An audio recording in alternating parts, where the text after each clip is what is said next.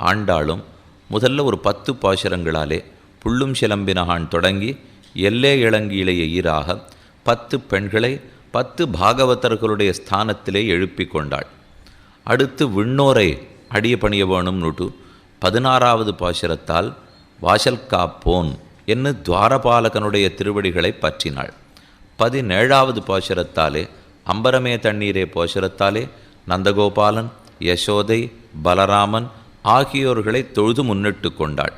இனி அடுத்து 18, 19வது பாசுரங்களாலே பிராட்டியான நப்பின்னையை தொழுதே கண்ணனை ஆசிரியிக்கிறாள்.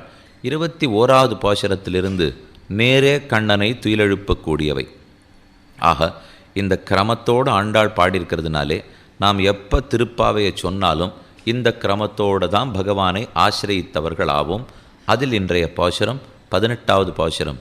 உந்து மதகளித்த நோடாத தோல்வலியன் நந்தகோபாலன் மருமகளே நப்பின்னாய் கந்தங்கமழுங் குழலி கடதரவாய் வந்தெங்கும் கோழி அழைத்தனகான் மாதவி பந்தல் மேல் பல்கால் குயிலினங்கள் கூவினகான் பந்தார் விரலி உன் மைத்துனன் பேர் பாட செந்தாமரைக் கையால் சீரார் வளையொலிப்ப வந்து திறவாய் மகிழ்ந்து ஏலோர் எம்பாவாய்.